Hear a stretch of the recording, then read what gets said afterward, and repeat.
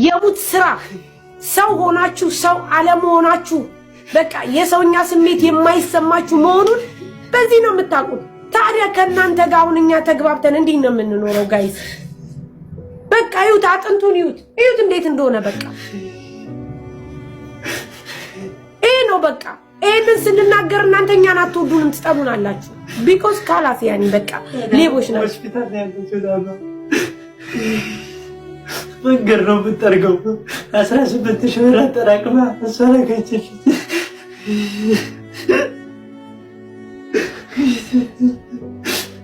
እሰራችሁ ለአንድ ቀን አይቼ በሞትኩኝ አለች። በቃ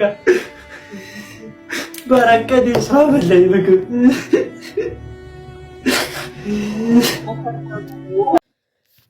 እውነት ለመናገር እንግዲህ ዛሬ የመጣሁበት ያው በጣም በሚያሳዝን ቪዲዮ ነው የመጣሁበት። እሱም ደላላዎችን በተመለከተ ዙሪያ ነው። ለቻናሉ አዲስ ከሆናችሁ ቤተሰቡን ማለት ነው ቤተሰብ ስለምትሆኑ እጅግ በጣም እናመሰግናለን ማለት ነው። እንግዲህ አንዳንድ እህቶችም አላችሁ ወንድሞቻችሁን እያመጣችሁ ቤታችሁን የተለያየ ነገር እያሸጣችሁ የምታመጡ እህቶችም አላችሁ። እናንተም ከእንደዚህ አይነት ድርጊታችሁ ልትቆጠቡ ይገባቸዋል። ሆኖም ሳለ ግን በእርግጥ ቤተሰቦቻችን አይሰሙንም። ምክንያቱም እኛ እነሱን የተመቀኘናቸው ይመስላቸዋል። እኛ እነሱ እንዳይሰሩ የምንፈልግ ይመስላቸዋል። ግን አይደለም። እኛ ስለምናውቀው ነው። አረብ ሀገር ያለን ሰዎች ረዥም ዓመት የተቀመጥን የአረብ ሀገር አሁን የትኛውም አረብ ሀገር ምን አይነት ድክመት እንዳለ ሁላችንም የምናውቀው ነው እንጂ በተለይ እህቶቻችን ወንድሞቻችን መጥተው ቢያግዙን ለእኛ ጥሩ ነው።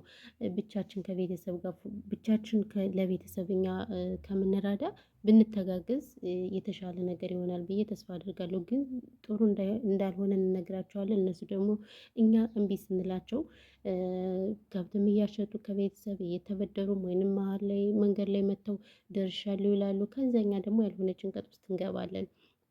እንግዲህ ከዚህ ከመግቢያ ላይ ያያችሁት እጅግ በጣም የሚያሳዝን ልጅ ዱባይ ላይ ደላላ አምጥቶ የጣለው ልጅ እና ያለ ምግብ እንዴት እኔ እግዚአብሔርን አንዳንዴ በቃ የማያቸውን ነገሮች ሳይ በቃ ወይኔ ለምን ሰው ባልሆንኩ ሁሉ ላለው አንዳንዴ መቤቴ ለምን ሰው ሆንኩ እዛ ባሻገር ወይኔ ሁሉ ነገር ሳያዩ እኔ በጣም ነው የሚከፋኝ። መቤቴን እንደዚህ አይነት ነገር ሳይ በጣም በጣም በጣም ነው የሚከፋኝ የሚደብረኝም አልወድምም።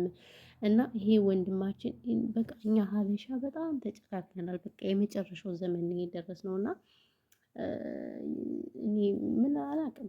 በገንዛ ብራቸው መጥተው እዚህ የሚሰቃዩ ወንድሞቻችን እጅግ በጣም ብዙዎች ናቸው። እና እባካችሁ ከእንደዚህ አይነት ነገር እንትን በሉ። ከዛ ባሻገር ደግሞ አንዳንድ ልጆች ደግሞ አላችሁ ሴቶች ናችሁ ራሱ ከመዳም ቤት ተቀምጣችሁ ወይንም ጃዛ ቤት ተቀምጣችሁ እኔ ኤጀንሲ ነኝ፣ እኔ መክተብ ነኝ፣ እኔ ምንድን ነኝ፣ እኔ ገለመልከት አባሽ የከፈትሽው መክተብ ነው እያልሽ ቲክቶክ ላይ አፍሽን መከፍችን ግርም ይሉኛል። ጭራሽ ኤጀንሲ ምንድነው ምን አለን እያሉ እንዲሁ በቃ አረብ ሀገር ስትመጡ የሆነ ይሄ ግን እኔ እንትን የሚላችሁ ነገር አለ እውነት ለመናገር እና እነሱም እንግዲህ ያመጡ እህቶቻችን ስራ ያስገቧቸውም ያልሆነ ነገር ነው የሚያስገቧቸው ማለት ነው።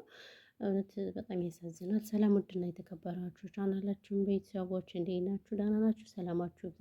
በነገራችን ላይ ይህንን ቪዲዮ የምታዩ ስትገቡ ላይክ አድርጉ። ምክንያቱም ቻናሉ እየታየ ስላለ አይደለም። ያው ሰው ሲያዩ ሼር ያድርገዋል ዩቲዩብ ማለት ነው። ሰው ካላየው ደግሞ ሰው ሼር ስለማያደርገው እናንተ ደግሞ ሼር በማድረግ ተባበሩ። የሆነት ምንም ችግር የለውም እና ያልሆነ ነገር በቀኛነታችን የማያመለክት ብልግና ነገር ብንለቅ እኮ በቃ ቻናሉ ምን እንደሚሆን ሁላችንም እናውቀዋለን። ግን እኛ ደግሞ ከዛ ማህበረሰብ ስላልተወለድን ማህበረሰባችን ስለማይመጠን እንደዚህ አይነት ነገር ይሄንን ነገር አናድርግም በማለት አላስፈላጊ ነገሮችን ከማድረግ ተቆጥበናል ማለት ነው። ግን ሆኖም ሳለ ግዴታ ብልግና ብቻ አይደለም ሰው መከተል ያለበት ማለት ነው። ደህና ነገርም አንዳንዴ ማየት አለብን። ኤኒዌይ ወደ ገደለው ልግባላችሁ። እንግዲህ በዚህ ከመግቢያ ላይ ከምስሉ ላይ ያያችሁት ወንድማችን እጅግ በጣም የሚያሳዝን ወንድማችን ነው እና እሱ እንግዲህ ደላላ አመቶ ነው የጣለው። ብር ከፍሎ ነው ምናምን ነው ያመጣው። በአሁኑ እንደውም ሀገራችን ኢትዮጵያውን በኢኮኖሚ በተለያየ ነገር በደቀቀችበት እንትን በድሮ ጊዜ ቢሆንም በጣም ከባድ ነው ያለው ነገር። 400,000 ብር 500,000 ብር ኦልሬዲ እስከ 6 ራሱ እየከፈሉ ነው የሚመጡት ወገን እዛ። ከዛ እሱን አመጣው ምናምን ነገር ይጥሏቸዋል። ደላላ ያመጣና ያለ ስራ ያለ ምን ግን ሲያመጣቸው እኮ በተለያየ ነገር ሰክሷቸው ነው የሚያመጣቸው። አስባችሁታል? እንደዚህ እንደዚህ ነው የምትሰሩት ምናምን ሹፌርና ትሰራላችሁ ወይንም ካምፓኒ ተቀጥራችሁ ነው። ያ ሁሉ ነገር የለም ሲጀመር። ወይ ከስንት አንድ እሱንም እድለኛ ሆኑ ናቸው ወይ መንገድ ጠረጋ ያስገቧቸዋል ወይ ምናምን ነገር ካለበለዚያ ግን የለም እንደዛ አይነት ነገር። ከዛስ ልጆች ይመጣሉ ምግብ ሳይበሉ ምን ሳይበሉ። የእውነት ይሄ ልጅ በጣም ነው አጥንቱ የሚያሳዝነው ስታዩት፣ በጣም ነው የሚያሳዝነው። አንጀት ነው የሚበለው። እንደ ሰውኛ ከሆናችሁ በጣም ነው የሚያመው፣ በጣም ነው የሚከብደው የእውነት። ምኑ ከምን እንደምል እኔ አንዳንዴ እግዚአብሔርን አላውቅም። በቃ ተጨካክነናል እኛ ኢትዮጵያውያን በጣም ነው የተጨካከልነው በእውነቱ ከሆነ በዚህ ልክ እኔ እስከመቼ ድረስ እንደሆነ አላውቅም። እግዚአብሔርን እንዴ እርብስ ማሙልኝ በቃ እህት የላችሁም ወንድም የላችሁም? ወይኔ እንደዚህ የምታረጉ ሰዎች ስንት ዓመት ልትቀመጡ ነው? ብርም ይዛችሁ ማግበሰበሳችሁ ምንም ዋስትና የላችሁም። ትናንትና ታይተን ነገ ለማንታየው ሰዎች እንደዚህ እዚህ ያህል ጭካኔያችን ሲበዛ በጣም ያሳዝናል። አንደኛ ለትውልዱ ራሱ ምን ልናስቀምጥለት ነው? ሁለተኛ ለዚህ ለአጭር የእውነት ለኮንትራት እድሜ ደግሞ እንደዚህ በቃ መሸከፍ ስግብግቦች ያላችሁ በነገራችን ላይ ገንዘብ የማይጠቅማችሁ ብር የማይጠቅማችሁ ሰዎች አላችሁ እና ያው በጣም ከባድ ነው ያለው ነገር። ስለዚህ ባካችሁ ከእንደዚህ አይነት ነገር ባካችሁ ተቆጠቡ። ባካችሁ የድሃ ልጅ እያመጣችሁ አታሰቃዩ። እናት አትሰቃይ፣ እናት አታልቅስ፣ አባት አያልቅስ። ቆይ እናንተ ከእናት አይደለም እንዴት ወለዳችሁት? ከሴት አይደለም እንዴት ወለዳችሁት? ምን ጉድ ናችሁ እንዴ? አሳዳጊ የረገማችሁ ቆሻሻዎች፣ ቆሻሻ ትውልድ እንዴ! በስመ አብ ወልድ። እኔ እንጃ ምን እንደምል አላቅም የእውነት ብቻ በጣም ከባድ ነው። ምን እንደምል አላውቅም። በጣም ያሳዝናል። በጣም ፈጣሪ ወይ ትዕግስቱን ስጠኝ፣ ፈጣሪ ወይ ትዕግስቱን ስጠኝ ነው የምለው። ሌላ እኔ ምንም የምለው ራሱ ቃላት የለብኝም። የእውነት ቃላት ራሱ ያጥረኛል። የማወራው ራሱ በዚህ ልክ የሰው ልጅ እንደዚህ ሲሆን በጣም ነው የሚያሳዝነው። የእውነት መጨረሻው ዘመን ላይ ነው የደረስን። ብቻ ልቦና ይስጣችሁ። እንደዚህ አይነት የተንኮለኞች ተባባሪ፣ የክፎች ተባባሪ የሆናችሁ ሰዎች፣ የመጥፎች ተባባሪ የሆናችሁ ሰዎች ፈጣሪ ልቦና ይስጣችሁ። ፈጣሪ ማስተዋል ይስጣችሁ። እንደዚህ ለጨካኞችም ልብ ይስጣችሁ ነው የምለው። ሌላ እኔ ምንም ነገር የምለው ነገር የለም። በተረፈ እንግዲህ ሁላችሁንም ያው ወሬ ማላብዛባችሁ፣ ግን እህቶች ተጠንቀቁ።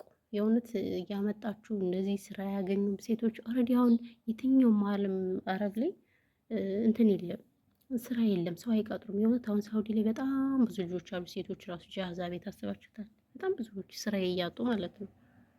ወንድማ ጭራሽ የለም። የድሮ ሳውዲ እንዳይመስላችሁ። አሁን ድሮ ሳውዲን የምታውቁት ልጆች ሳውዲ ድሮ በጣም ምርጥ ሀገር ነበረች።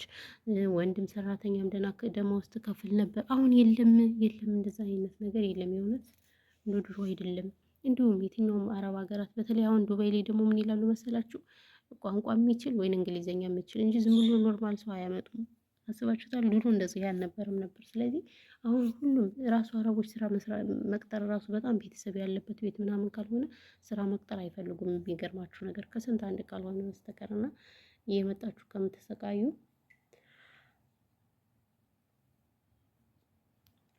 ከሀገራችሁ ላይ ብትቀመጥ የተሻለ ነው የሚሆነው። በእርግጥ አውቃለሁ ኢትዮጵያ ያለችበትን ሁኔታ ሁላችንም ስለምናውቅ ለዛ ነው። ግን ምን ይደረጋል? መጥቶ ከሰው ሀገር ላይ ህይወትን ከማጣትም ደግሞ እየተሰቃዩን ቢሆን መኖር ይሻላል በሀገር። እዚህኛ ሳንረዳችሁ ቀርተን አይደለም። ሀገራችን ምን አይነቱ ጥንቅጥ እንዳለ ሁላችንም እናውቃለን። እና ያው ይሄ ነው ያለው ነገር ቤተሰብ። ለማንኛውም እንግዲህ ይህን ክፉ ዘመን ይመልስልን። ሀገራችንም እንደምታዩት ጦርነት ነው ምናምን በቃ ያለው ነገር ይከብዳልና ሰላማችሁ እዚህ ተረፍርፍ ይበልልኝ። ያለው ነገር ይሄ ነው።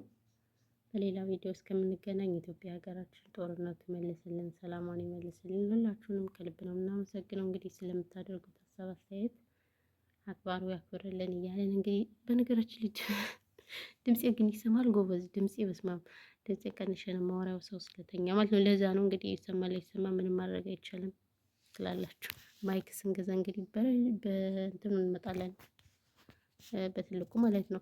እና ሁላችሁንም ከልብ ነው እናመሰግነው ጋይስ።